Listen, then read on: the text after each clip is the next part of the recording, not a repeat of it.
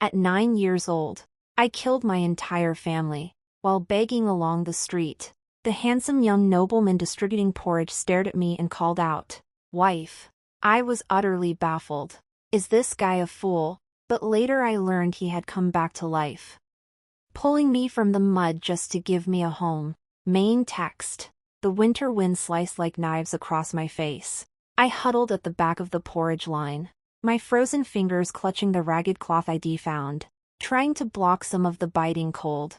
Frost formed on my hair, my clothes thin as paper. Each breath left a trail of white mist, my throat parched and dry. Finally, it was my turn. The old man serving the porridge took pity on me, and ladled out an extra half scoop. Warm, thin porridge poured into my chipped earthenware bowl, steam rising in wisps, fearful that the beggars who bullied me year-round might snatch it. I didn't wait for it to cool.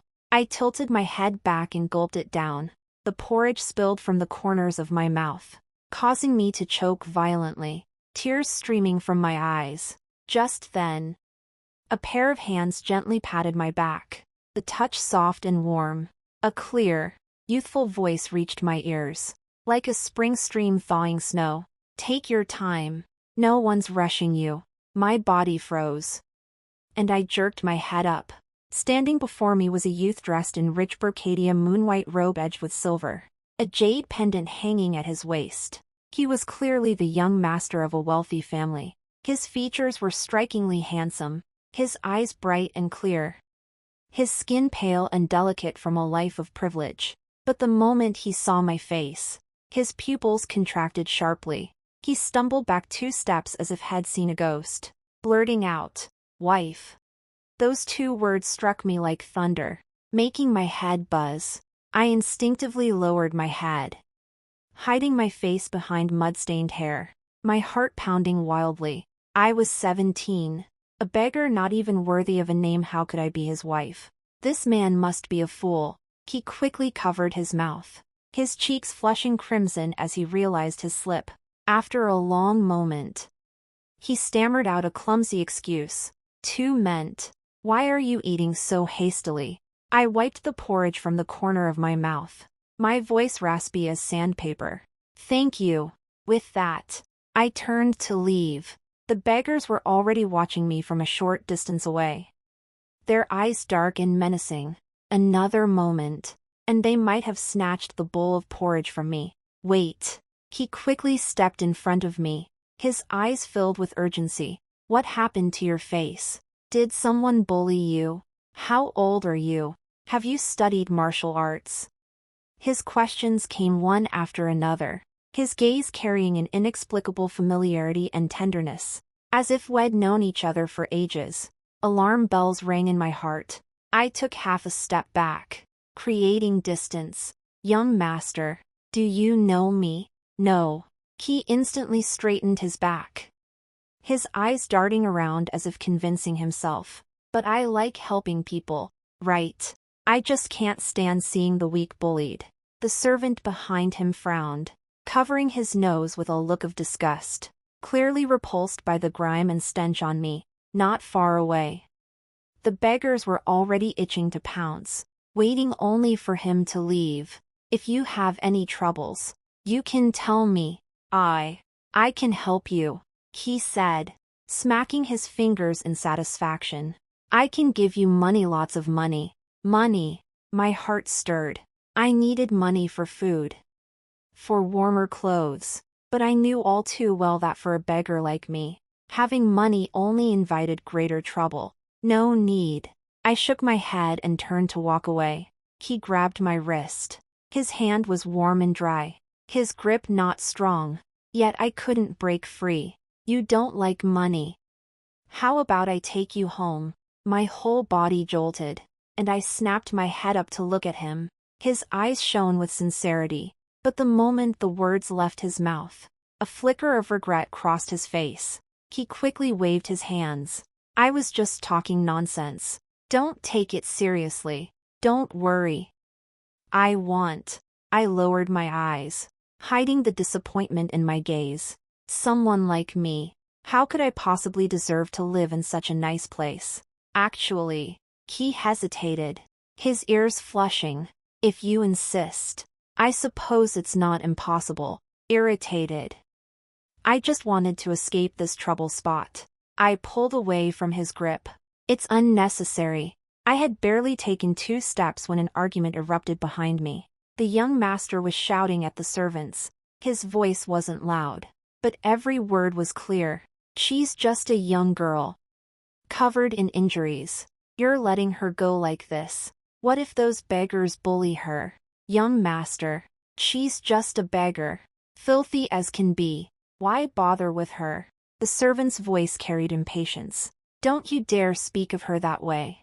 His voice suddenly rose. Bring me my cloak. My steps halted.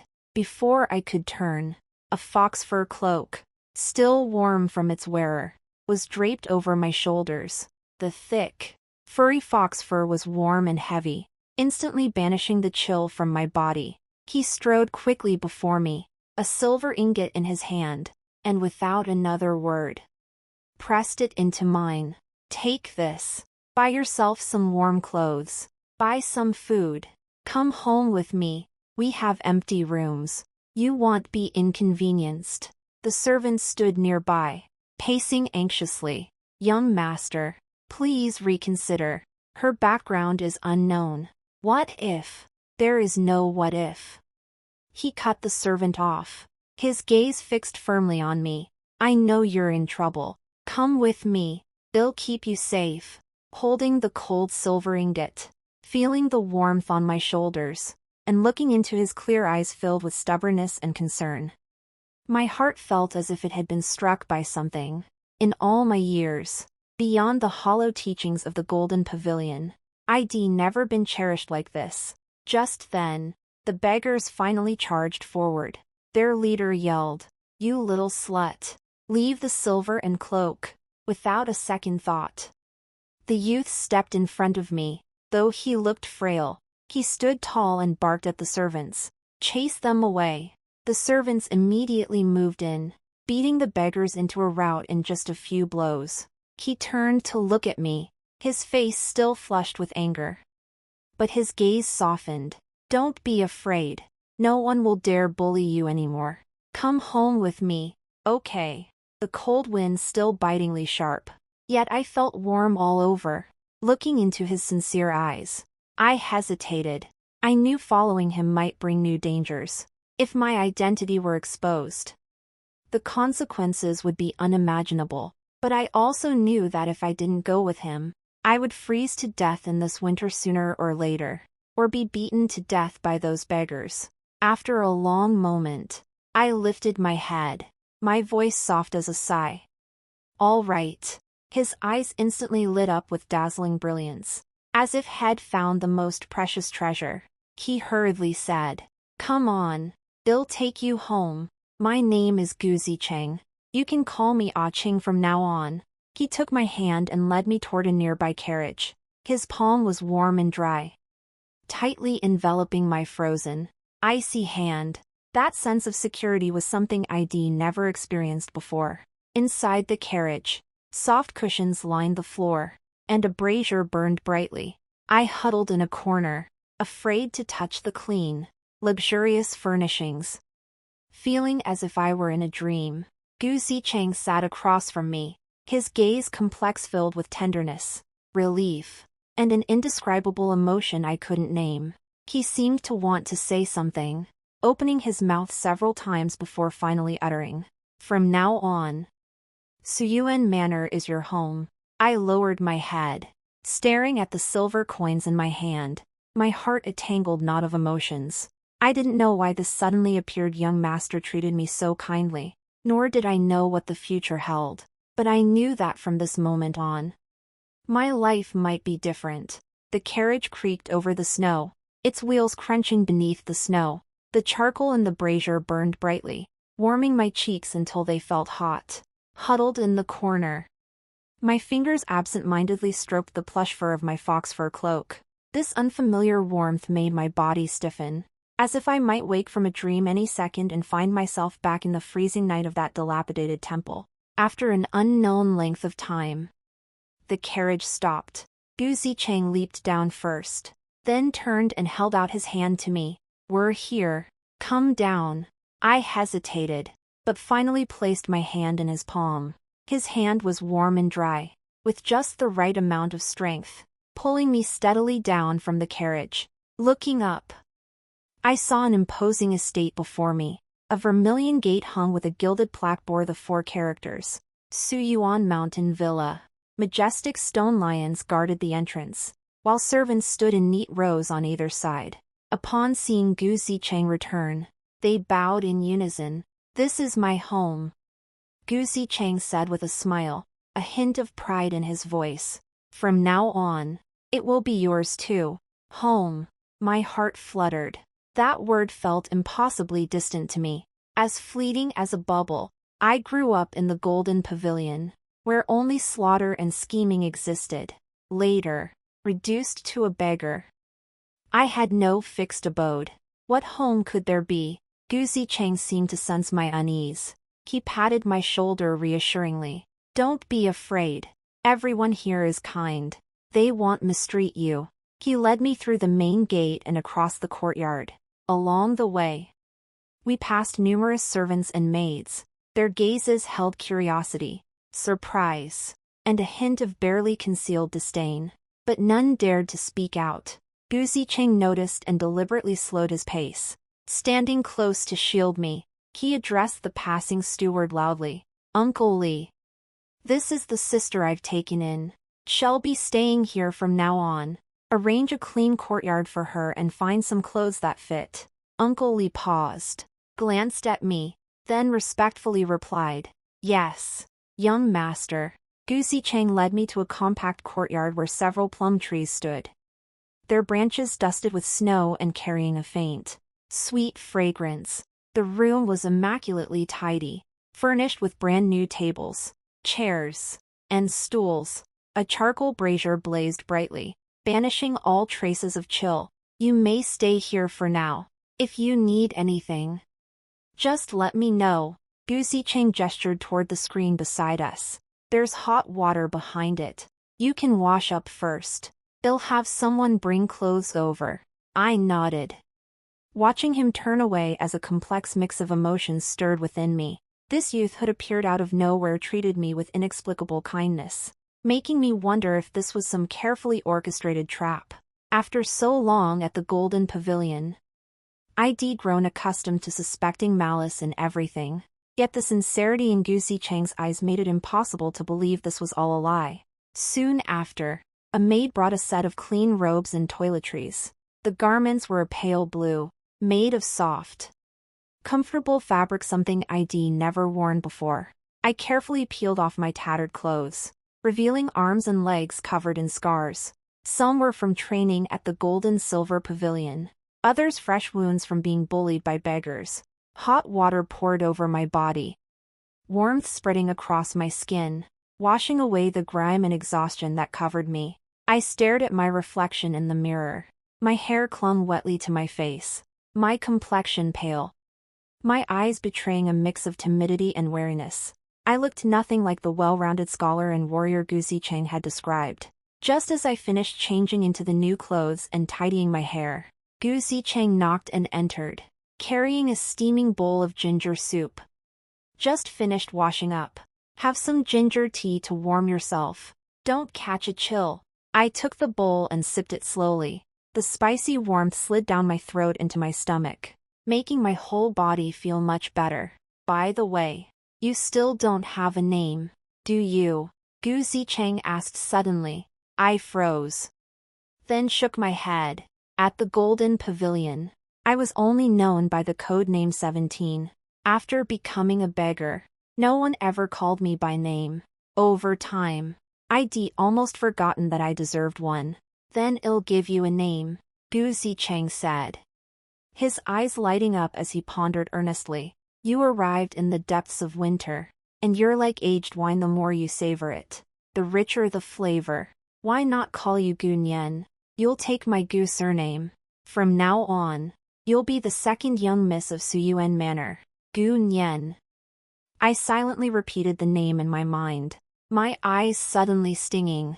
This was the first time I'd ever had a name truly my own, not a cold code, but a warm, personal name. What do you think? Doesn't it sound nice? Seeing my silence, Gu Zicheng asked, a hint of urgency in his voice. It's beautiful. I nodded quickly, my voice carrying a barely perceptible catch. Thank you. You're welcome. Gu Zicheng smiled, revealing two faint dimples. From now on, I'll call you On Yen. He chatted with me for a while longer, asking trivial questions: what I liked to eat, any dietary restrictions, yet never once mentioned my past. I knew he was being considerate of my feelings, and a warm feeling welled up inside me. Come evening, Gu Zicheng led me to the front hall for dinner. The estate owner and his wife were already waiting. They both seemed kind, especially Mrs. Gu. Her eyes were gentle. Seeing me enter, she smiled and beckoned me over. This must be An Yen. You truly are a lovely young lady. She took my hand and studied me closely, her eyes holding no trace of disdain, only genuine affection. Consider this your home from now on. Don't feel constrained. If there's anything you want or crave, just tell me. Mr. Gu nodded in agreement. Cheng has never been this persistent about anything. Since he's chosen you as his sister, you are now part of the Gu family. If anyone dares to mistreat you, I won't let them off the hook. The table was laden with a feast: chicken, duck, fish, and meat, along with countless pastries I couldn't name. I felt overwhelmed, not knowing where to begin. Gu Zicheng noticed my hesitation and offered me a piece of braised pork.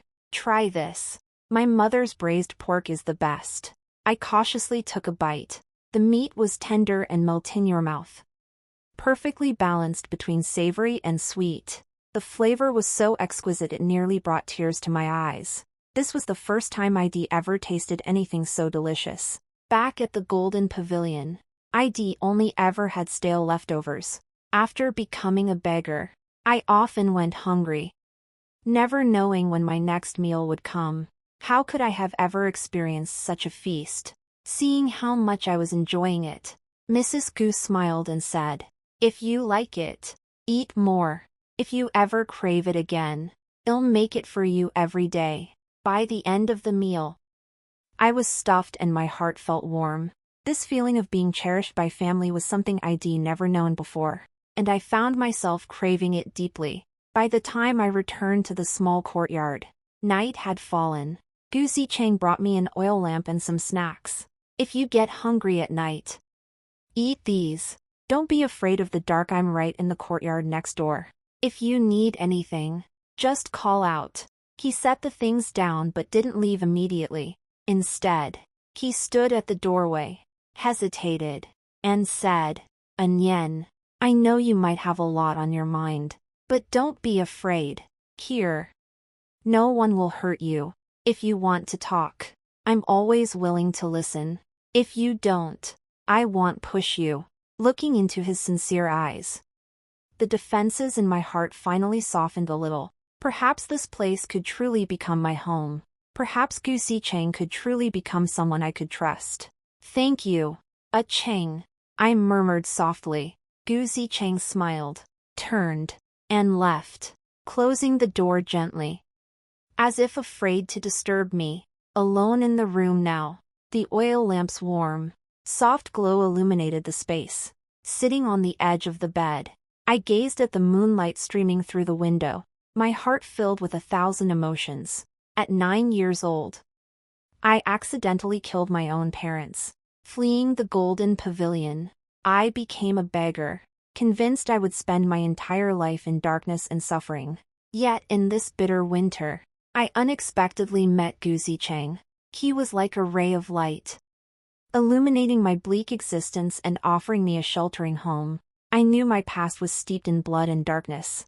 Perhaps one day my true identity would be exposed, or I might bring trouble to Suyuan Manor. But in this moment, I only wanted to cherish this hard-won warmth and live well. Lying in bed beneath soft brocade quilts, I savored a long-forgotten sense of peace. That night, no nightmares haunted me. No darkness startled me awake. Instead, I drifted into a deep, warm sleep. On the morning Gu Zicheng said he'd take me to the academy, I stared at my reflection in the bronze mirror. Dressed in blue cotton robes, my fingers unconsciously picking at the sleeve cuff. My hair had been neatly combed by the maid, the grime from my face long washed away, revealing skin so pale it was almost blinding. This appearance was worlds apart from the blood-soaked 17 in the Golden Pavilion, or the disheveled beggar on the streets. What are you daydreaming about? We'll be late if we don't leave now. Gu Zicheng's voice came from outside the door, carrying the characteristic cheerfulness of youth. I clutched the hem of my robe and followed him out of the small courtyard. The academy wasn't far from the mountain estate. It took only half an hour to walk there. From the courtyard with its blue-tiled roofs and green bricks came the sound of students reciting their lessons aloud. Sunlight filtered through the gaps in the leaves, casting dappled, dancing patterns on the ground. This was a world I had never stepped into before, so pristine it made me feel uneasy. Master, this is my cousin, Gu Nian. She will be attending classes with me from now on. Gu Zicheng led me to an elderly man with snow-white hair and beard, his smile obedient. She has never studied before. Please be patient with her. The master studied me with gentle eyes. Since you are Zicheng's sister, take a seat. He gestured to the empty spot beside Gu Zicheng. If you don't understand something, ask Zicheng. I lowered my head and sat down. A set of brand-new writing implements, brush, ink, paper, and inkstone lay on the desk, emitting a faint ink scent. My classmates eyed me curiously, their whispers pricking like fine needles, making me squirm uncomfortably. Gu Zicheng sensed my unease and nudged me discreetly with his elbow. Don't worry, they're all nice. If anyone dares to bully you, they'll take care of them. His voice was soft but reached my ears clearly, easing my tense nerves. School days were monotonous yet fulfilling. I couldn't grasp most of the classics, histories, philosophies, and anthologies the master lectured on, so I meticulously copied each stroke onto paper, then pestered Gu Zicheng with questions after class. He was incredibly patient. No matter how simple my questions were, he never showed the slightest irritation. Instead, he'd break down the concepts into the simplest terms for me, even lending me his own notes to copy. This character isn't written like that. See, the horizontal stroke must be level, the vertical must be straight. He held my hand as he taught me to write the character for year. The warmth from his fingertips seeped through the rice paper, making my heart skip a beat. I instinctively tried to pull my hand away, but he tightened his grip. Pay attention. If you write it well, you'll get a reward. What kind of reward? I blurted out. His eyes crinkled with laughter. I'll buy you your favorite osmanthus cakes. I froze. How did he know I loved osmanthus cakes? Last time he brought me pastries, I'd only eaten 2 extra pieces of osmanthus cake. Noticing my confusion, he scratched his head. Just guessed. I figured little girls like sweets. As days passed, I gradually adjusted to the school's rhythm. With my sharp memory and decent comprehension, I soon caught up with the master's lessons and even scored well on quizzes. My classmates' attitudes shifted from curiosity to admiration, though a few young ladies from privileged families still eyed me with disdain. During a break one day, as I leaned over my desk organizing notes, 2 girls whispered behind me, "Look at her, dressed so plainly, yet she's always clinging to Gu Zicheng. Who knows what she's up to?" Exactly. Rumor has it he picked her up off the streets, probably just trying to climb the social ladder.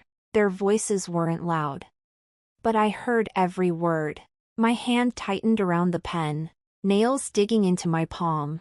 Beggar, social climber. Those words stabbed like needles into my heart, reminding me of the days I was chased and spat upon in the streets. Just then, Gu Zicheng's voice cut through the air, tinged with anger. "What nonsense are you spouting?"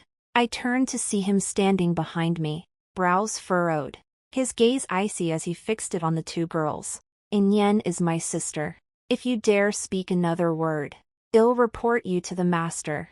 The girls turned pale with fear. Lowering their heads in silence, Gu Zicheng was about to say more when I tugged at his sleeve. It's fine, I whispered. Don't stoop to their level. He turned to look at me, his gaze softening instantly. They bullied you. We can't just let it go. It's really fine. I shook my head, lowering my gaze again to organize my notes, hiding the reddening corners of my eyes from him. I'd long grown accustomed to others' criticism, but I never expected such malice to exist even in such a pristine place. Gu Zicheng didn't press further, but from then on, he always seemed to protect me. Whether intentionally or not, during breaks, he'd come over to discuss problems with me, pulled me to eat with him during meals, shielding me from gossip. He even deliberately mentioned my grades in front of those girls, making them dare not underestimate me. What reassured me most was that he knew I feared the dark. Ever since the terror of being engulfed by darkness in that ruined temple was etched into my bones, I could no longer sleep in unlit environments. Every night back at the courtyard, I'd light several lamps and candles. Yet even so, I'd often wake in the dead of night from nightmares, dreams of being back in the underground dungeon of the gold and silver pavilion, surrounded by pitch blackness, hearing only the sound of rats gnawing at flesh.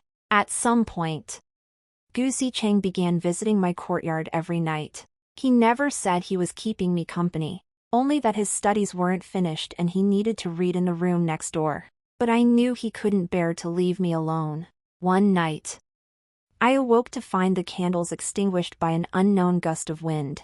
The room plunged into pitch darkness, suffocating me instantly. Shivering violently, I struggled to reach for the lamp but knocked over the teacup on the table in my panic. What's wrong? Gu Zicheng's voice came immediately from next door. Instantly, the door opened softly. He entered, holding an oil lamp aloft, its light illuminating his worried face. The lamp went out. I managed, my voice trembling with tears, my body still shaking uncontrollably.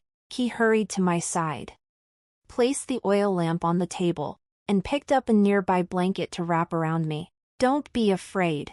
I'm here. He sat on the edge of the bed, saying nothing, just quietly staying with me until my emotions settled and I fell back asleep. From that night onward, he left a lamp burning in my room every evening. Before retiring himself, he would check that the light remained lit before leaving. Sometimes he'd sit by the table, softly recounting amusing tales from the martial world or amusing anecdotes from the academy to distract me from the darkness. You know what?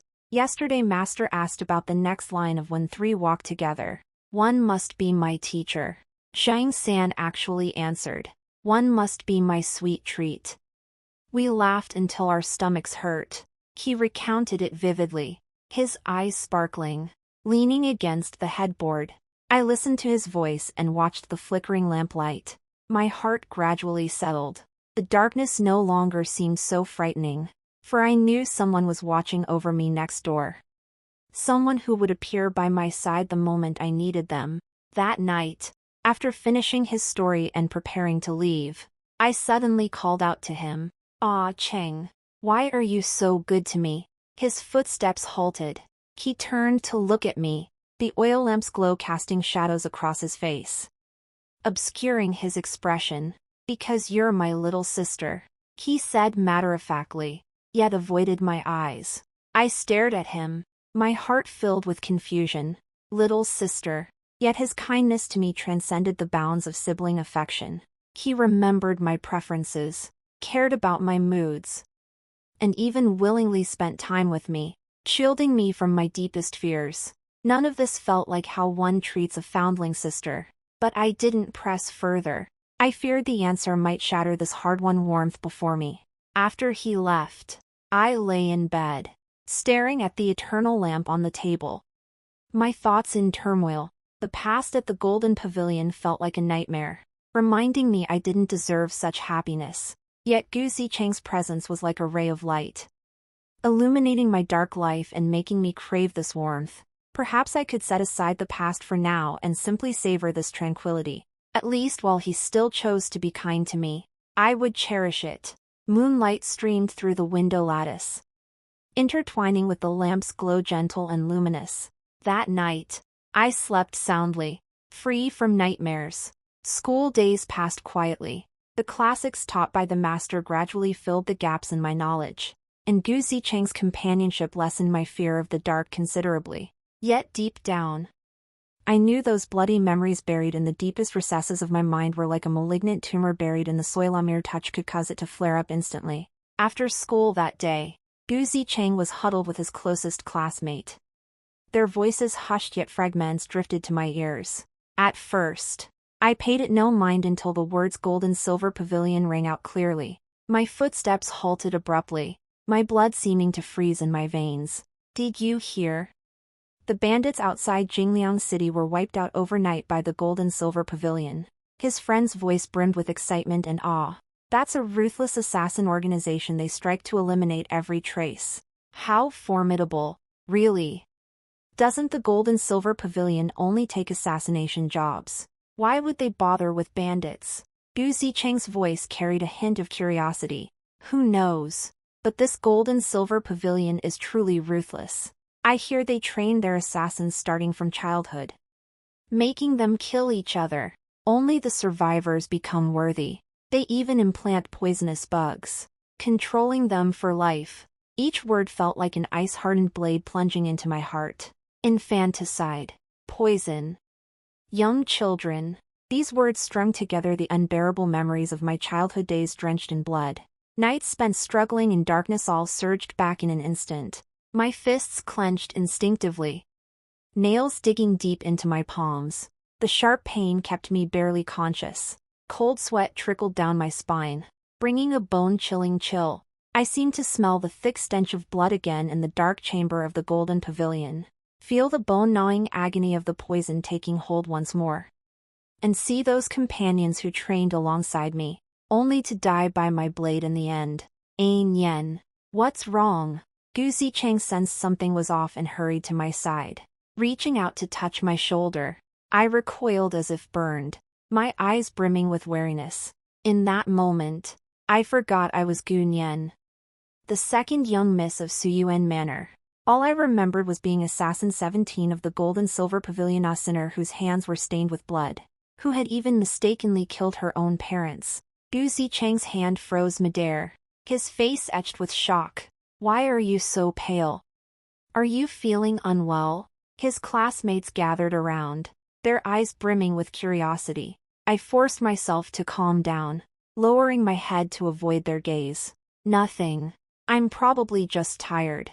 Tired. Gu Zicheng frowned, his voice thick with concern. Shall I escort you back? I'll go inform the master right away. Before I could refuse, he had already turned to exchange a few words with his classmates.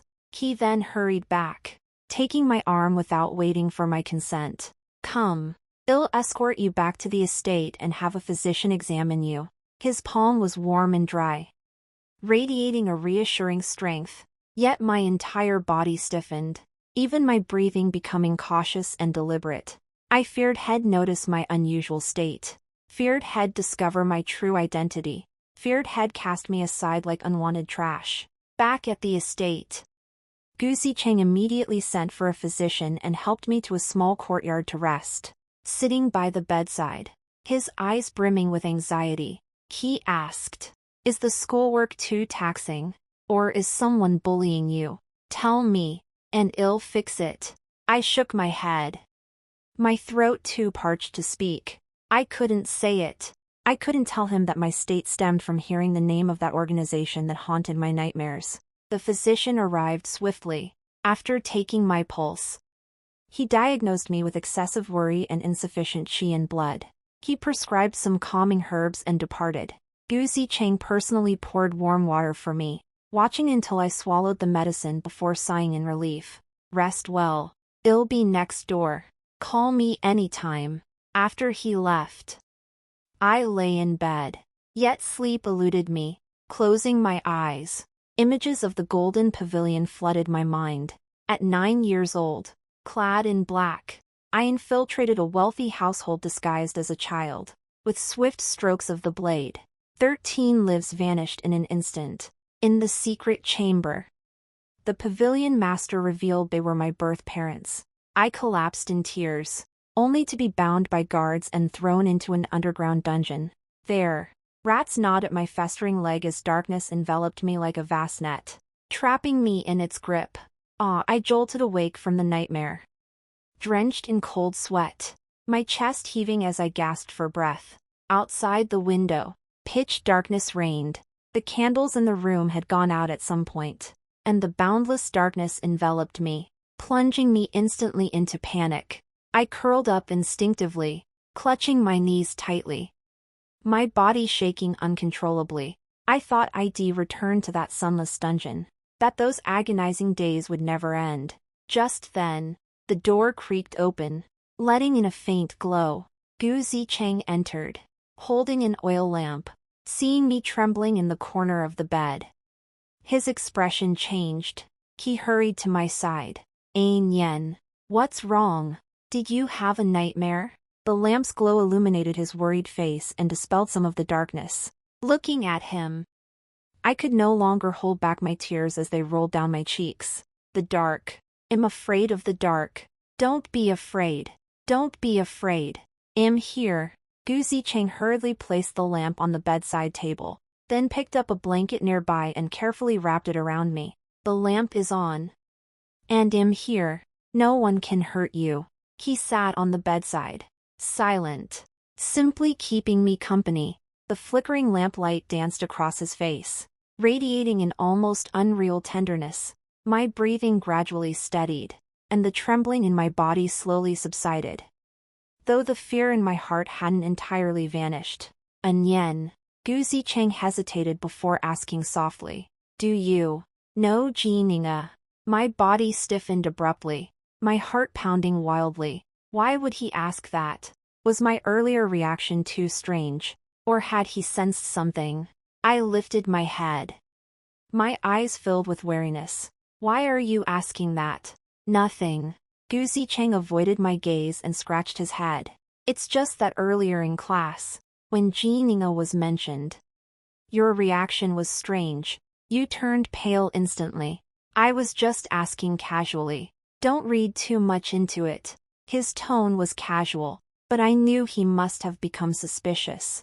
I forced myself to calm down, feigning nonchalance. I just got scared hearing how terrifying it sounded. Who wouldn't be frightened by an organization that kills without batting an eye? Gu Zicheng glanced at me but didn't press further, merely nodding. True. That place does send chills down your spine. We won't talk about it anymore.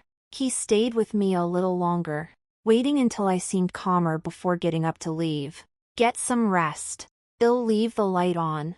Call me anytime if you need anything. Wait. I called after him, my voice carrying a barely perceptible tremor. Could you stay with me a little longer? Gu Zicheng paused, then smiled. Sure. He pulled a chair to the bedside, picked up a book, and began reading softly. His voice was clear and soothing, like a spring stream flowing gently through the room, dispelling the last vestiges of fear. Leaning against the headboard, I listened to his voice and watched the flickering light, gradually drifting off to sleep. Just before drifting off, I instinctively touched my wrist. There was no mark there, yet I could almost feel the worms wriggling beneath my skin. I knew the words Gold and Silver Pavilion were like a brand, forever etched into my very bones, and I knew even more clearly that my true identity would be exposed sooner or later. When that day came, would Gu Zicheng still treat me as kindly as he did now? Could Suyuan Manor still be my safe haven? These questions weighed on my heart like a stone, keeping me tossing and turning. Yet, gazing at the figure absorbed in reading by the bedside, a faint glimmer of hope flickered within me. Perhaps he would be different. After the midterm results were released, Gu Zicheng held my exam paper and exclaimed repeatedly, insisting on treating me to a feast at that renowned restaurant in the nearby suburbs. As the carriage rolled out of the estate, the sunlight streamed through the windows, bathing me in warmth and temporarily easing the shadows cast by the golden pavilion.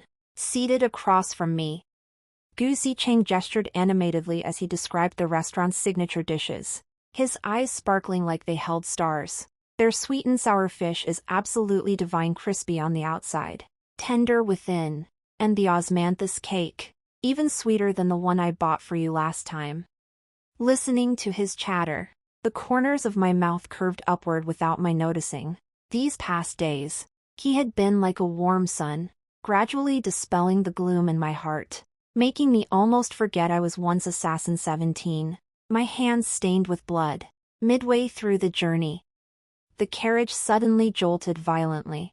A driver's agonized scream echoed from the front, followed by the thud of something heavy hitting the ground. The startled horses whinnied and bolted forward. Inside the carriage, the table overturned, and the tea set shattered into pieces.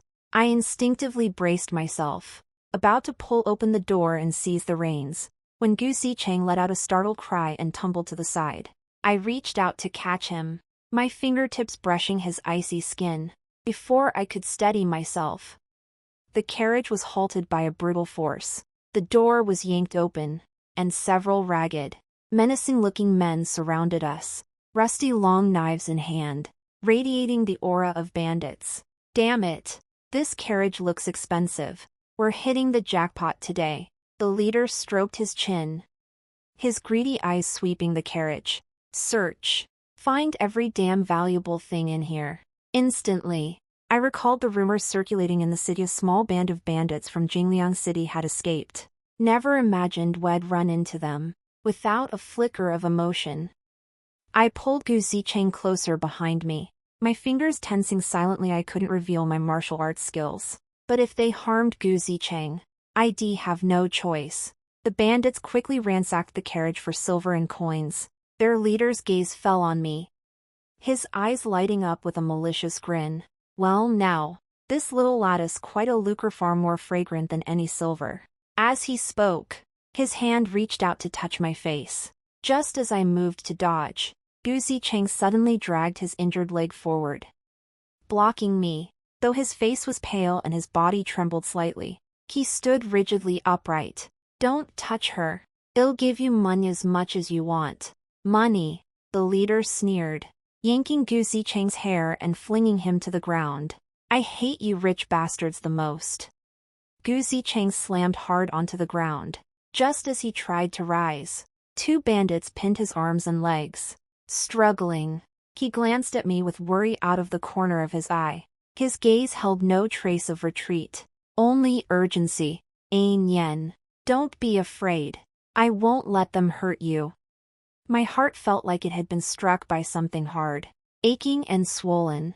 Never in my life had anyone stood up for me like this. Even back at the Golden Pavilion, there was only mutual slaughter among companions, not a shred of warmth. Pretty girl, forget about this wet-beard kid. Follow me, and I'll make sure you live in luxury. The leader closed in, his long sword glinting coldly in the sunlight. Seeing this, Gu Zicheng struggled like a madman, drawing strength from somewhere. He broke free and lunged at the leader. Don't you dare touch her.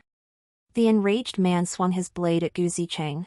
My pupils contracted sharply, and I acted almost instinctively. In the blink of an eye, I sidestepped the attack, disarmed the man by seizing his arm, snatched the blade, and simultaneously pushed Gu Zicheng to safety. Ain Yen. You. Gu Zicheng's face was frozen in shock, clearly unprepared for my martial arts skills. The leader clutched his bleeding wound, snarling savagely. You bitch. You dare hurt me. Get her. Skin her alive. The remaining bandits swarmed forward, their swords slashing through the air with a fierce whistling. Combat was an instinct etched into my bones. Gripping the blade, I crouched and spun, the scimitar sweeping in a half circle to sever the nearest man's arm. Blood spattered as screams echoed in succession. My expression remained icy as each strike targeted vital points, showing no mercy. But then, a sharp pain erupted in my chest, as if countless insects were gnawing at my internal organs. My legs buckled, nearly sending me to my knees. The poison. I hadn't used my martial arts in too long. This sudden exertion had awakened the poisonous insects within me, and the bone-gnawing pain instantly engulfed my entire body. Gritting my teeth, I endured the agony to dodge the oncoming blade. Cold sweat rolled down my forehead as my vision blurred. A bandit seized the moment to strike from behind, his blade aimed squarely at my throat. I tried to evade, but my body froze in the grip of pain. "Watch out!" Guzi Chang's startled cry rang in my ears. Instantly, a warm figure threw himself over me, pinning me to the ground. The blade that had aimed for my throat slammed heavily into Guzi Chang's back instead. Warm blood splattered across my cheek, carrying a heavy, metallic stench. I watched Guzi Chang's furrowed brow as a pained groan escaped his throat. My heart felt like it was being crushed by an invisible hand, the agony nearly suffocating me. The terror from the day I accidentally killed my own parents at 9 years old surged back. I always messed things up. I couldn't even keep the one person I wanted to protect. The poison's agony grew more intense. My body grew cold, and my consciousness began to fade. As the bandits closed in, the last glimmer of clarity in my eyes was replaced by rage. I shoved Guzi Chang away, struggling to my feet. My long sword whirled in my grasp, each strike fueled by a fury capable of shattering the heavens. When I finally came to my senses, the world around me was deathly silent, with only Guzi Chang and me left alive. Bandits lay sprawled haphazardly on the ground, their blood staining the earth crimson. Guzi Chang crawled over, propping himself up, shaking me urgently.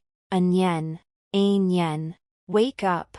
I forced my eyes open, staring at his worried face, swallowing the blood rising to my throat.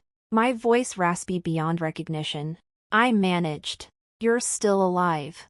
"I'm alive. Thanks to you." Guzi Chang's eyes were reddened.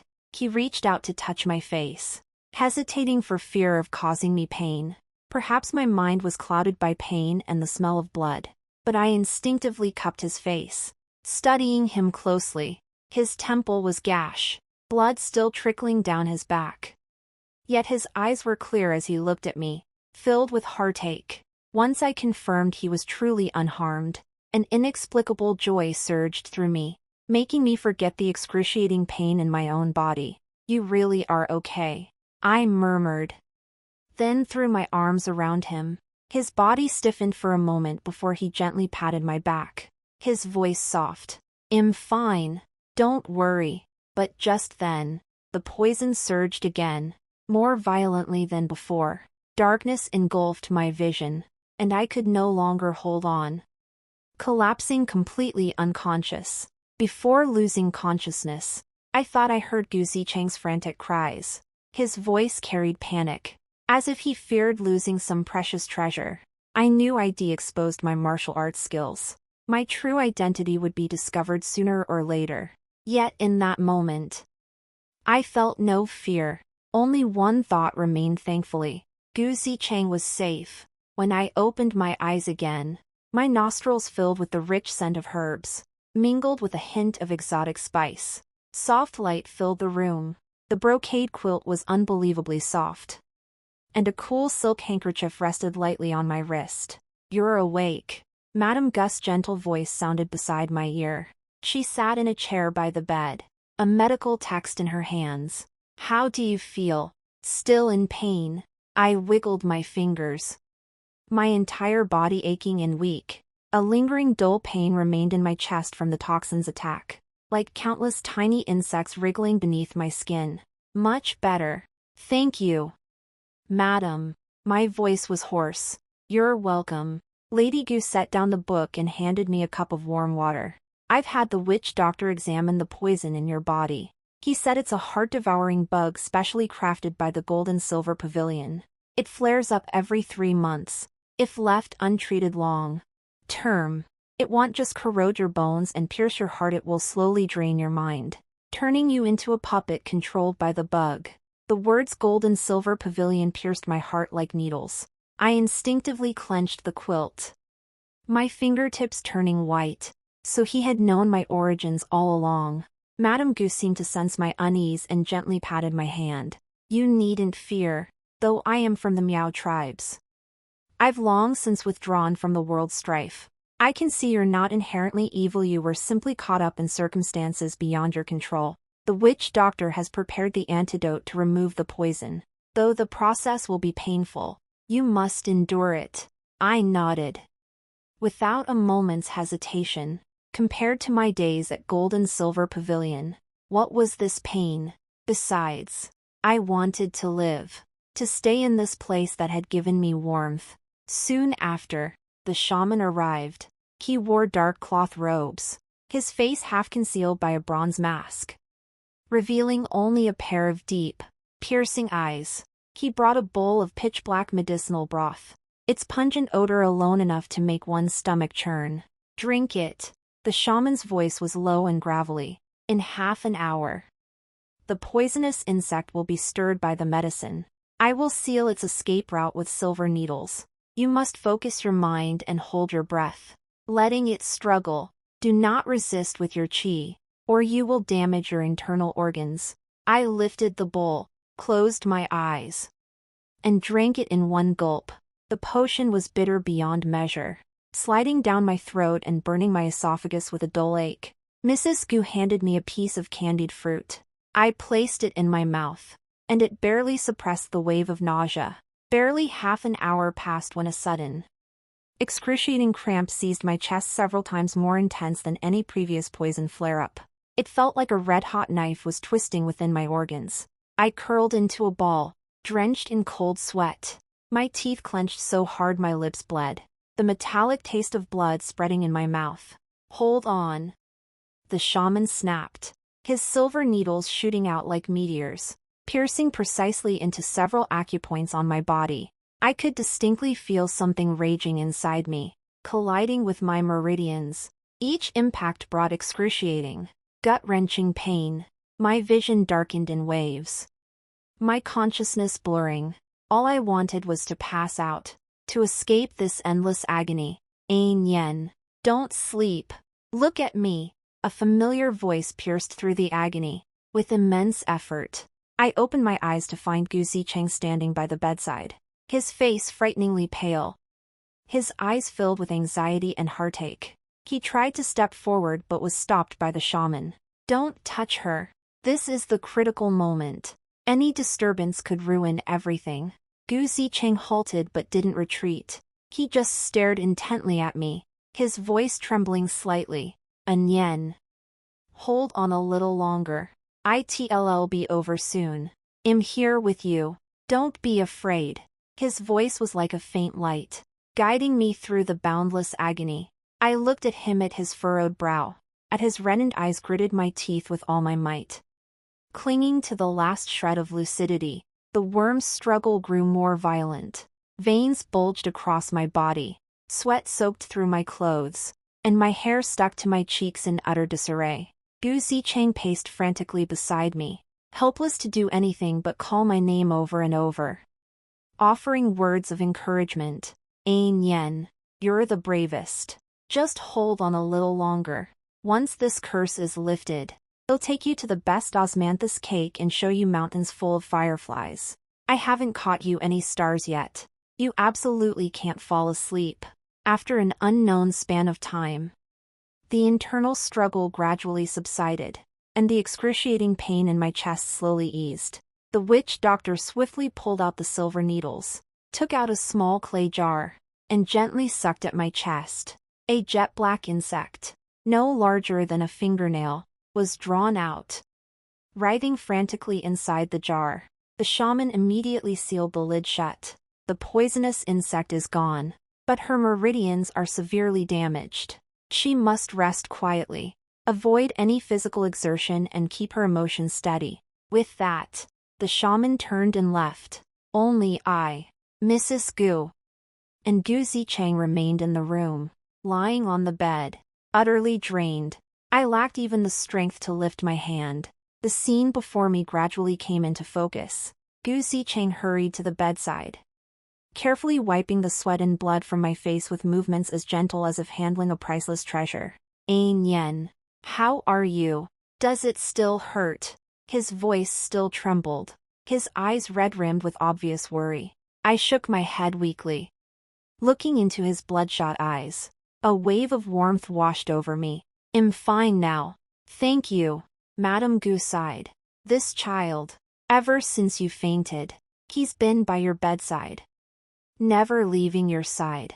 He hasn't even eaten properly. The shaman said removing the curse was dangerous. He was afraid you wouldn't make it and was nearly in tears. I froze, turning to look at Gu Zicheng. His eyes were bloodshot, his jawline marked by faint stubble, and dark circles lingered under his eyes. Clear signs had stayed up all night watching over me. You didn't have to do this. My voice cracked slightly. I was just a beggar of unknown origin. A killer with blood on my hands. What right did I have to make him worry so? Gu Zicheng shook his head, his gaze unwavering. You're my sister. If I don't take care of you, who will? He paused, as if recalling something, then added, besides, you saved me. I haven't repaid you yet. His words were simple, yet they felt like a pebble skipping across the surface of my long-dormant heart, sending ripples of emotion through me. During my years at the Golden Pavilion, I had grown accustomed to betrayal and slaughter. Never before had anyone genuinely worried for me or guarded me with such sincerity. Madame Goose smiled and said, all right. You two chat. They'll have the kitchen prepare some bird's nest soup to help Anian regain his strength. The room fell quiet once we were alone. Gu Zicheng sat on the bedside, awkwardly tucking the quilt around me. His gaze shifted nervously. Don't worry. I won't tell anyone about your identity. A warmth spread through me, and I murmured a soft Also, he hesitated, gathering his courage. Don't resort to violence so easily anymore. It's too dangerous. If you ever face danger, just tell me. I'll protect you. His eyes shone brightly as he spoke, radiating the stubborn sincerity unique to youth. Looking at him, I suddenly felt that the dark past, those bloody memories, seemed to slowly lose their terror under his gentle protection. Perhaps I really could live well here. In the days that followed, Gu Zicheng truly came to see me every single day.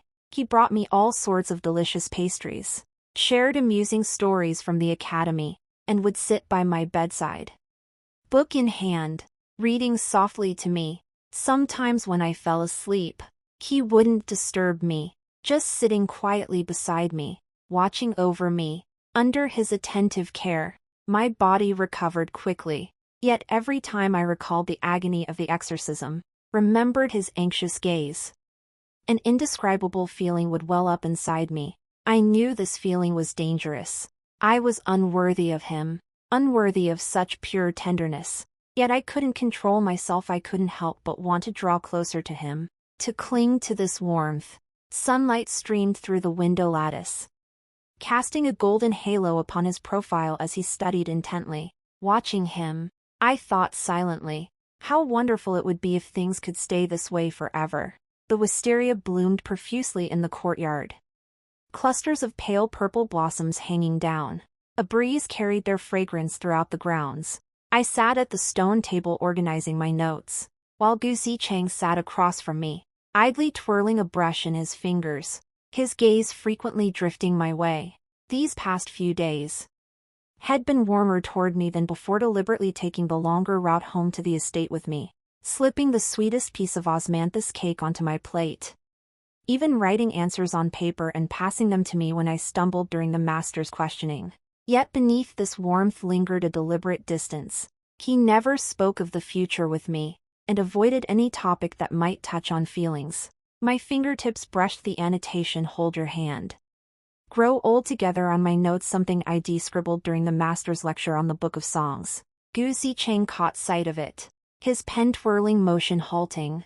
His eyes flickered briefly before he quickly looked away, murmuring, "That line is truly well written, is it?" I looked up at him, my heart inexplicably racing. "Then in the future, what kind of person do you want to hold hands with?" His face flushed instantly, as if scalded, and he abruptly stood up. I'll go see if the master has assigned new homework. With that, he practically fled, knocking the brush to the floor. Watching his flustered retreat, something clogged my chest, leaving me stifled. His reaction spoke volumes. Picking up the brush from the floor, its shaft still carried his warmth.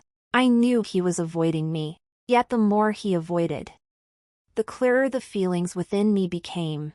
From braving the snow to rescue me back to the estate, to guarding me night after night against the darkness, to shielding me from the bandits' bloody had long been like a seed, taking root in my heart, sprouting, and growing into a towering presence that overshadowed everything. Yet I knew I was unworthy of him.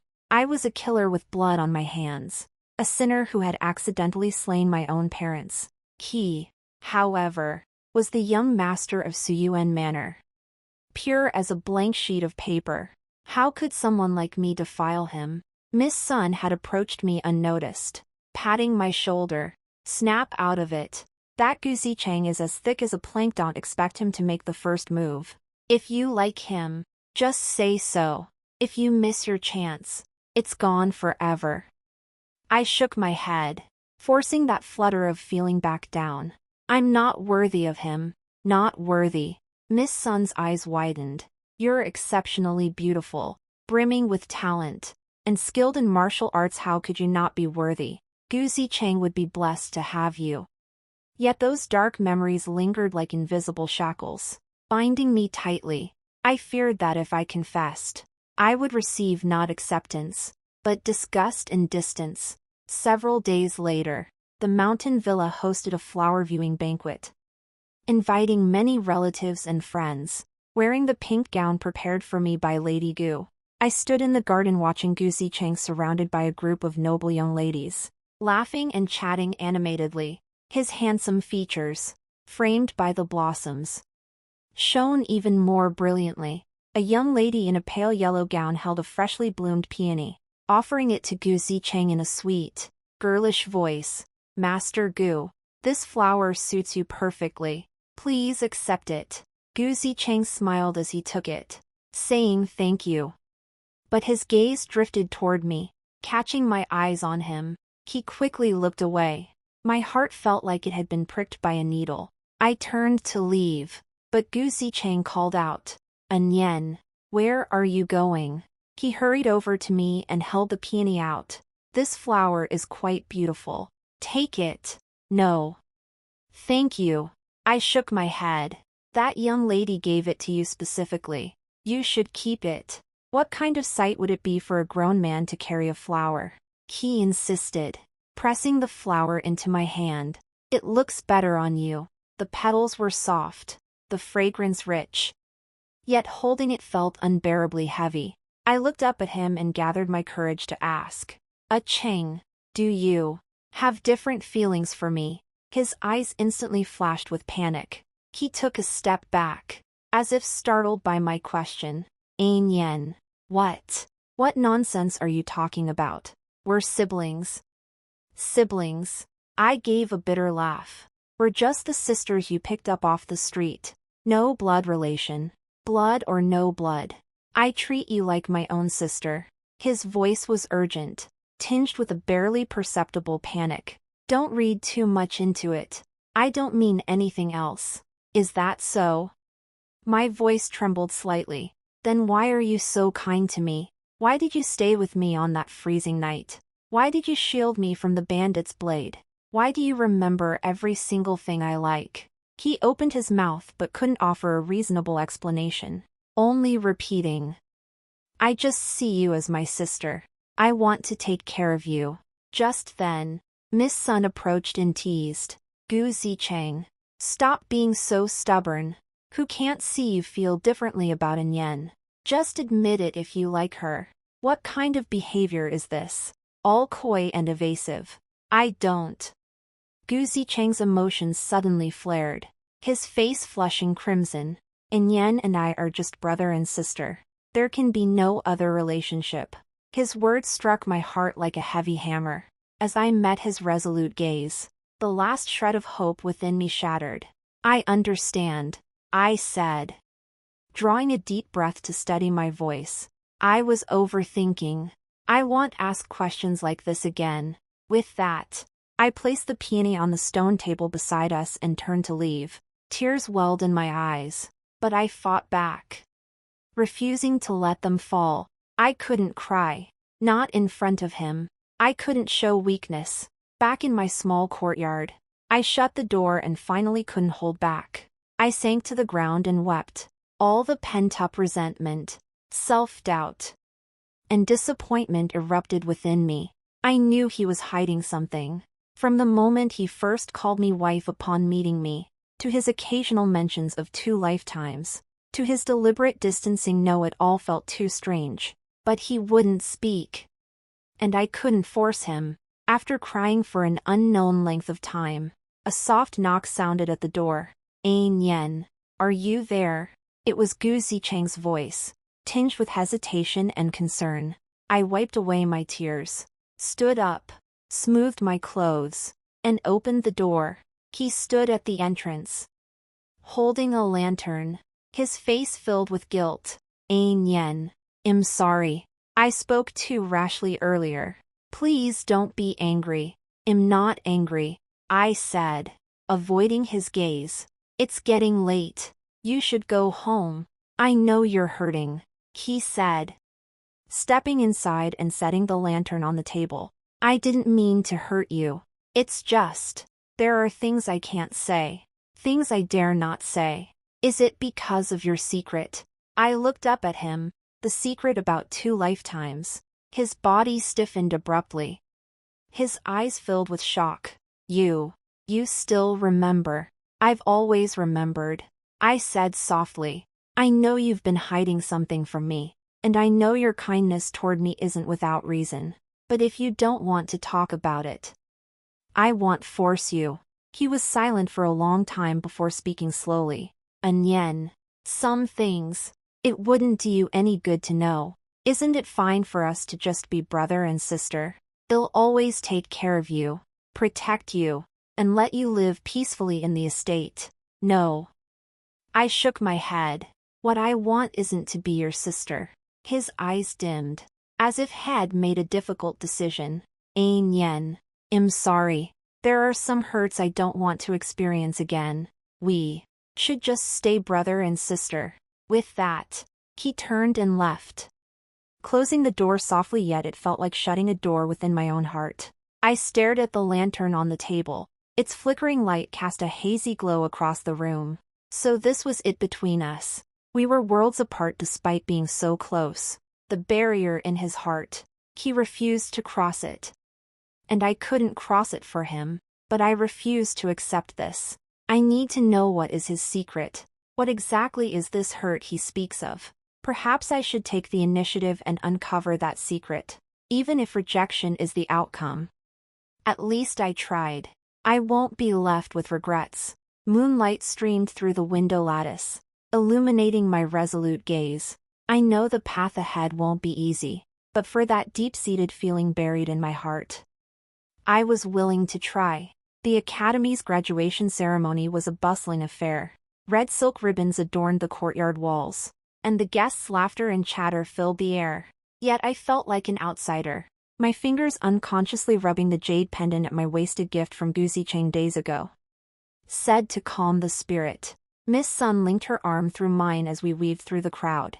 She chattered away about which young ladies had gifted Gu Zicheng sachets and which young masters sought to travel with him. Her tone teasing. "Yen, look how popular Gu Zicheng is. If you don't make your move soon, someone else will snatch him away." I tugged at the corner of my mouth, offering no reply. A heavy stone seemed pressed against my heart. Gu Zicheng's deliberate distance felt like a thorn, stinging painfully, yet I couldn't bear to let go. After 3 rounds of wine, the guests gradually dispersed. The young men made plans to play kuju, and Miss Sun cheerfully followed them off. The courtyard instantly grew quieter. Wandering aimlessly out of boredom, I found myself at the pavilion by the water.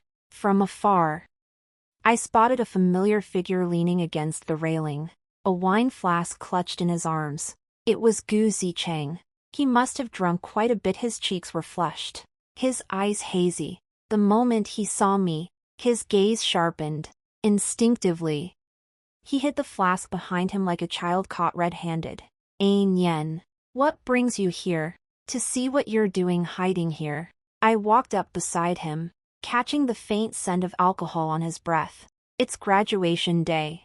A little drink won't hurt. I won't tell on you. He paused, then set down the flask and grinned, revealing two shallow dimples. You're the best. The scent of lotus blossoms drifted on the evening breeze, stirring a tingling sensation in my heart. Gu Zicheng leaned over the railing, his body jutting out slightly. He pointed at the lotus pods in the pond. Want some lotus pods? I'll pick them for you. Before I could answer, he reached out, but the alcohol caught up with him. His feet stumbled, and he nearly fell into the water. I quickly grabbed his arm. He steadied himself, turned, and gave me a silly grin. The stars in his eyes shone brighter than the ripples on the pond surface. Let me do it, I said, shaking my head helplessly. I reached out, plucked a lotus pod, and handed it to him. He took it, carefully peeling the seeds.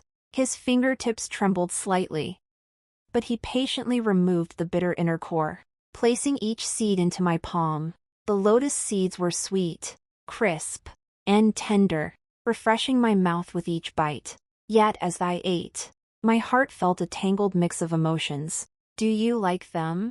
He looked at me expectantly, like a puppy seeking praise. They're delicious. I nodded, lifting my gaze to meet his. Why aren't you eating them yourself? I don't care for them, as long as you like them. He spoke, then picked up the wine flask and took a sip. The liquid trickled down the corner of his mouth, unnoticed by him, though his eyes grew increasingly hazy. Just then, he suddenly called out, "Wife." My heart skipped a beat, and the lotus seeds in my hand nearly fell to the ground. What did you call me, wife? He blinked, his tone as natural as if he'd said it 1,000 times. What's wrong?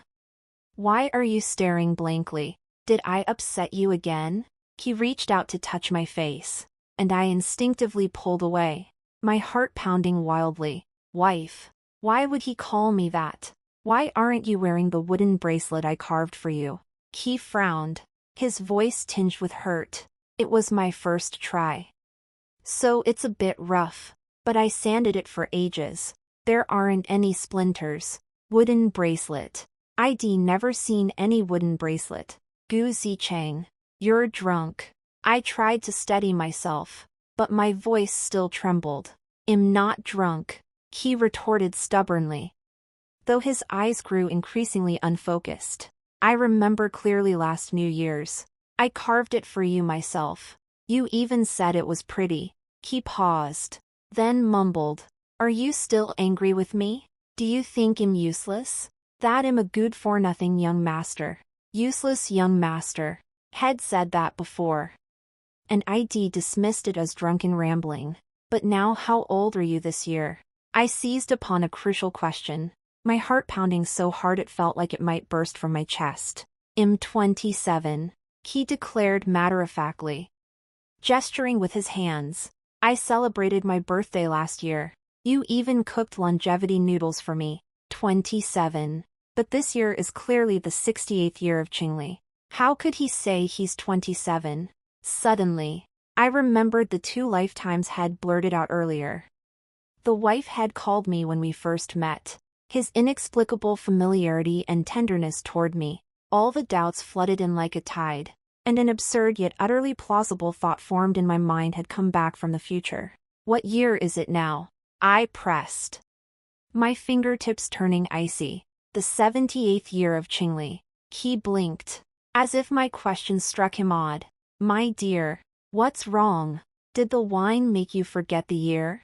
The 78th year of Qingli, a full decade later than now. My body stiffened. The lotus seeds in my hand rolled to the floor, tumbling to his feet. So his kindness hadn't been a passing whim. His tenderness and protection had all been for a reason. His talk of 2 lifetimes had been true. What did you mean by the wooden bracelet? I forced down my shock, my voice low as a whisper. It was carved from the wood of an old locust tree, with your name engraved on it. He gestured, his eyes earnest. I carved it for so long my hands blistered. You even applied medicine to them, worried about me. An old locust tree. Suddenly I remembered the childhood locust tree had mentioned when we first met, and the promise had spoken of. So those weren't just ramblings, they were memories from his past life. I wanted to ask what our relationship had been in that past life. But the words died on my lips. Yet he seemed to read my thoughts. His eyes instantly darkened, filled with deep hurt and loss. We were husband and wife. But you were always unhappy, always looked down on me. You said Suyuan Manor was a cage trapping you, that you wanted freedom, husband and wife. So we had been married in our past life. But what about the bitter union he mentioned? My wife. I know am useless. I can't manage the business, nor protect you well. His voice trembled with tears as he reached out to embrace me. But I truly love you. I only wanted to be good to you. His embrace was warm and familiar, carrying a faint scent of wine and his unique, clean fragrance. My body stiffened. Yet I didn't push him away. So his deliberate distance stemmed from past regrets and fears. His tender protection was his way of atoning for past wrongs. Just as my mind drifted, he suddenly lowered his head. His warm lips lightly brushed the corner of mine, a butterfly touch. Gone before it was felt. My eyes snapped wide open, my blood seeming to freeze in my veins. He too froze, seemingly surprised by his own action. His cheeks flushed crimson like ripe apples. His eyes filled with panic. I heard that a kiss makes you stop being angry. I wasn't angry, I murmured instinctively, my voice so soft it startled even me. I was just a little dazed. He looked at me, his eyes brimming with even more hurt. Do you think I'm disgusting? Do you still look down on me? I shook my head, my heart filling with something tangy and swollen. So this boy, who had always been so gentle with me, carried such deep regret and pain inside. His life in the past must have been incredibly hard. Gu Zicheng. I gently pushed him away, meeting his eyes earnestly. Is what you said true? Were we husband and wife in our past life?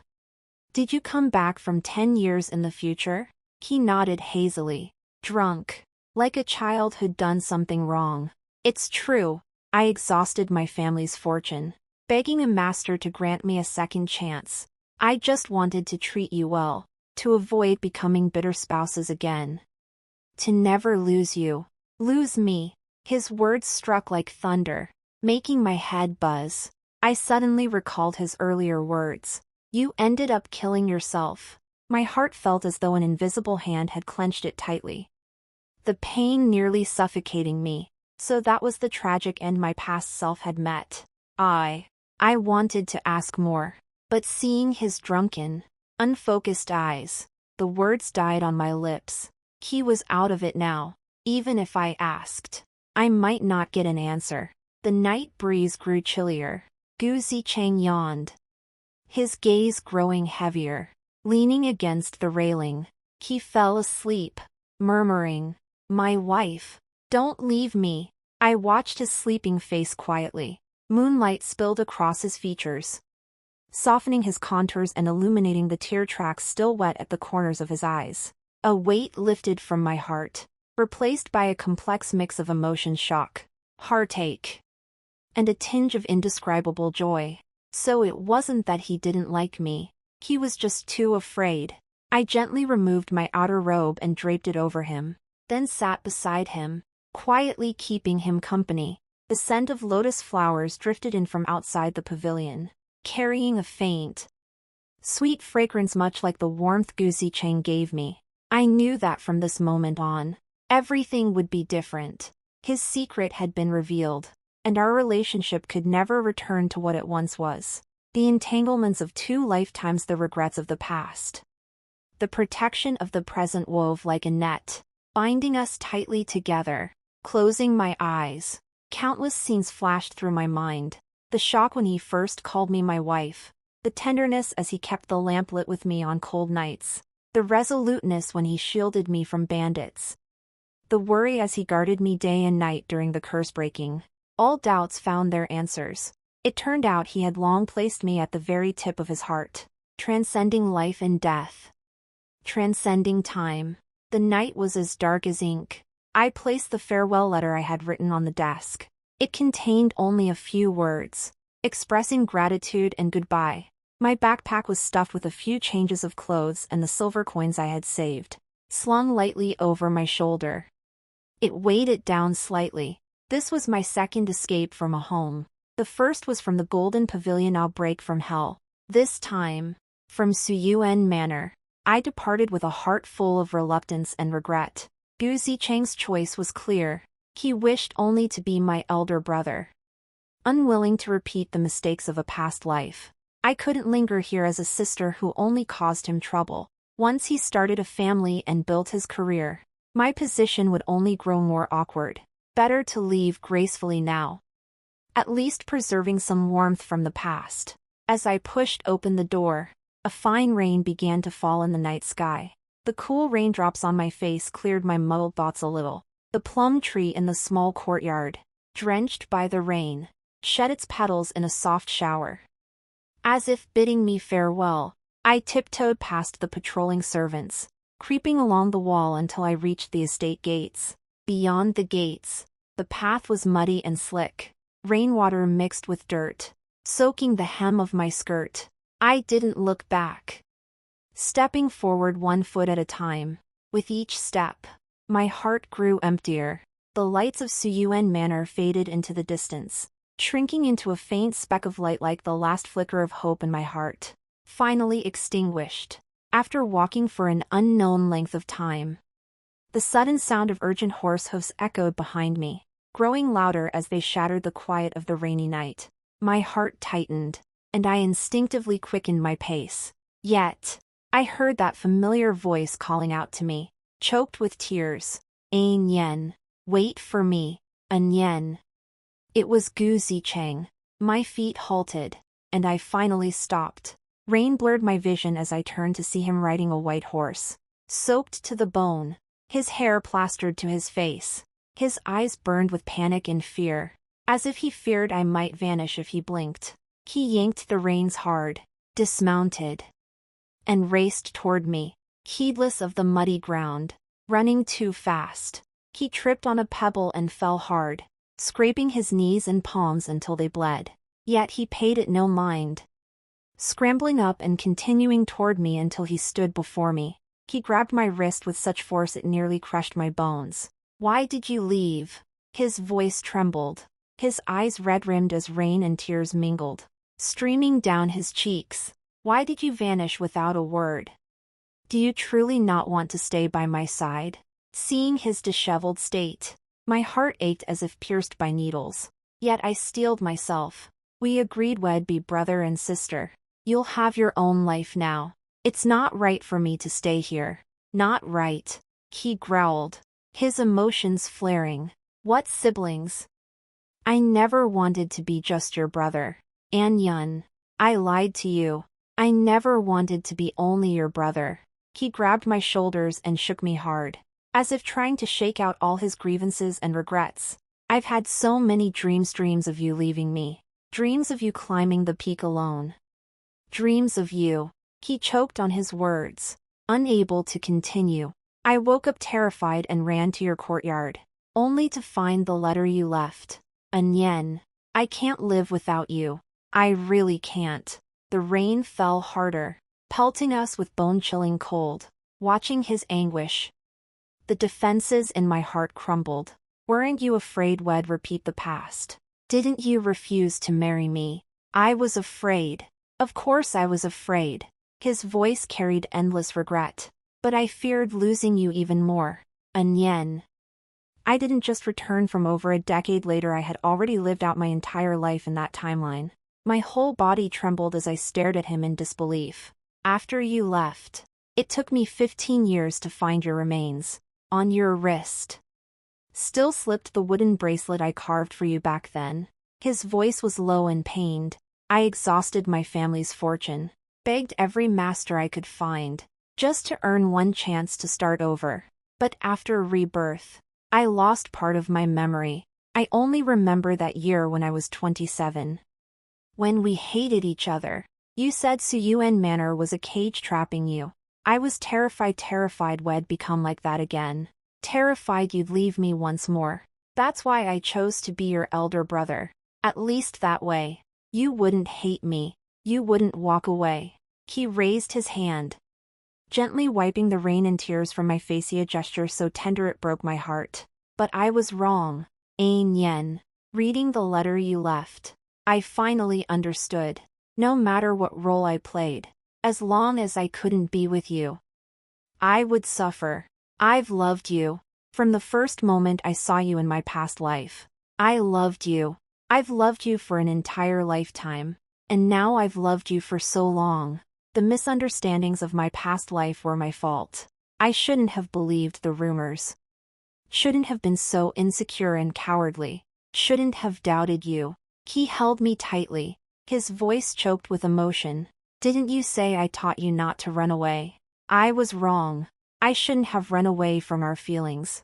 And Ian, please give me another chance. This time, I won't let you suffer. I won't let you be alone. I won't let you ever want to leave. Rain pelted down on us, yet I felt feverish all over. His words struck like thunder, making my head buzz. All my doubts vanished. He didn't dislike me, he loved me too much to bear it. The tragedy of our past life wasn't born of indifference, but of too many misunderstandings and broken communication. I raised my arms and wrapped them around him, tears finally spilling over. Is this true? You've loved me for 2 lifetimes. It's true. He tightened his embrace, holding me closer. Anyen, I love you more than you could ever imagine. This time, I won't let go of your hand.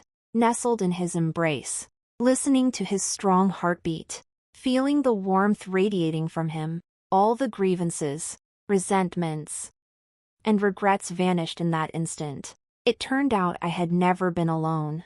It turned out someone had crossed the boundaries of life and death, traversed time itself, just to protect me. The rain continued to fall, yet my heart was bathed in sunshine. I lifted my head, gazing into his bloodshot yet unwavering eyes, and whispered softly, Gu Zicheng, I like you too. Perhaps I've liked you for 2 lifetimes. He froze, then broke into a wild smile, as if had just received the world's most precious treasure. He lowered his head and kissed my lips with the utmost care. The coolness of the rain mingled with the warmth of his lips, creating the most moving melody. In that moment, the rainy night was no longer cold. The muddy path no longer difficult to traverse. All that had passed became mere prelude. Every regret now held the chance for redemption. I knew that from this day forward, I would never again face the darkness alone. Never again fear abandonment. Because he was here, this youth who had crossed 2 lifetimes just to find me. My remaining days would finally be treated with tenderness. By the time we returned to Suyuan Manor, dawn had broken, the eastern sky tinged with the first light of day. Gu Zicheng held my hand as we stepped into the familiar courtyard.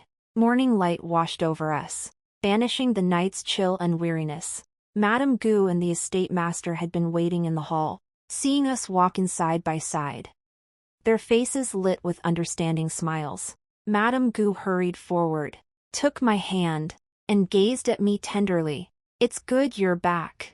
It's good you're back. Seeing the unconditional acceptance in her eyes, my own eyes grew hot.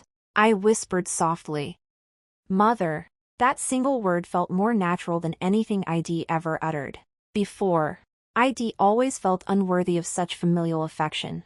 But now, sheltered by Gu Zicheng's protection and embraced by their kindness, I finally dared to face my own heart, to embrace this hard-won warmth. The days that followed were peaceful and stable. Gu Zicheng no longer deliberately avoided our feelings, nor was he bound by the shadows of his past life. He would accompany me in reading and writing each day as before. stand silently behind me while I handle the estate affairs, and leave a nightlight burning for me in the dark.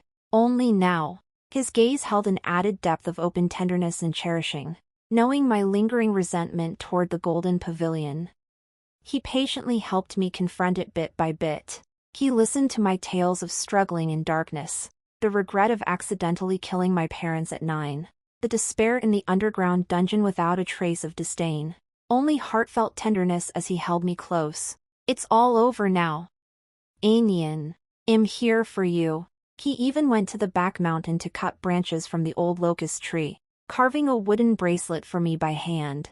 No intricate patterns adorned only the characters Anian were etched into the wood, its edges meticulously smoothed to a soft, rounded finish. The bracelet from my past life failed to protect you completely. This time, I'll use this one to bind our fate together. I'll never let you leave again. He slipped the bracelet onto my wrist, his gaze earnest and resolute. The wood pressed against my skin, carrying the faint scent of locust blossoms, warm and reassuring. I raised my hand to trace the engraved characters and suddenly understood. True security never comes from fleeing the past, but from having someone willing to walk beside you, transforming every wound into strength for growth. Gu Zicheng began learning to manage the mountain estate alongside me. Unlike his impulsive self in my past life, he studied with remarkable diligence. When faced with questions he didn't understand, he patiently sought my guidance. He would even stay up late poring over ledgers, resting his head on the table when exhaustion overtook him. In the morning light, his earnest profile carried a hint of mature steadiness. I no longer feared the dark or suffered bloody nightmares. For every night, Gu Zicheng would keep me company, either sharing amusing tales of the martial world or gazing together at the stars beyond our window. His voice was clear and soothing, nourishing my heart like spring rain. Occasionally, memories of the golden pavilion still surfaced, but they no longer felt like sharp wounds. Instead, they became badges reminding me to cherish the present. That autumn, fireflies filled the mountains as promised. Gu Zicheng took my hand and led me to the small hill where we'd watched them before. Sparkling lights danced through the night, like stars fallen to earth, warm and romantic. He embraced me from behind, resting his chin on my shoulder, his voice soft. Ain Yen, look, I caught stars for you. I turned to face him. In the moonlight, his eyes shone brightly, his smile radiant, outshining even the sky full of fireflies. I stood on tiptoe and gently kissed the corner of his lips, my heart filled with joy and peace. Cheng, thank you. Thank you for crossing the boundaries of life and death, traversing time, and pulling me out of the mud. Thank you for healing all my wounds with 2 lifetimes of deep affection. Thank you for showing me that even in the darkest moments, light will eventually illuminate the path ahead. He held me tightly, as if wanting to merge me into his very bones. I'm the one who should be thanking you. Anyen, thank you for forgiving me, for staying by my side, for giving me the chance to make up for the regrets of my past life. Days passed one after another. Seasons changed from spring to autumn, from cold to heat. Gu Zicheng became a truly capable master of the mountain estate, while I, having fully emerged from my dark past, became his most steadfast support. Together we managed the shop, welcomed guests, planted courtyards full of my beloved osmanthus blossoms, and huddled around the stove on winter nights. Some have asked me if I regret not leaving completely back then. If I ever worry the shadows of the past might return, I always smiled and shook my head, for I knew that as long as Gu Zicheng stood by my side, nothing could defeat us. The regrets of a past life, the fulfillment of this 2 lifetimes of entanglement ultimately transformed into tender companionship through the years.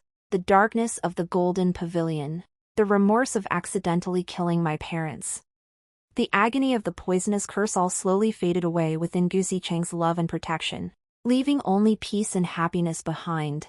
Another winter day. Heavy snow falling. Gu Zicheng and I sit by the window, watching snowflakes drift into the courtyard. Warm osmanthus tea in our hands. He takes mine, the wooden bracelets on our wrists clinking softly. Anyen, Look, this year's snow is just as heavy as when we first met, he says with a smile, gazing into the tenderness in his eyes. My heart swelled with emotion. Yes, the same heavy snow. The same meeting, yet a completely different outcome. This time, we hadn't missed each other, hadn't misunderstood. Only the resolve to stay together remained.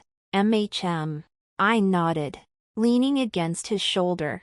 Every snowfall from now on, every spring, summer, autumn, and winter, we'll spend them together.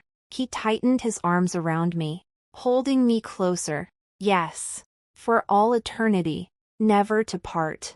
Outside, snow swirled fiercely. Inside, warmth enveloped us like spring.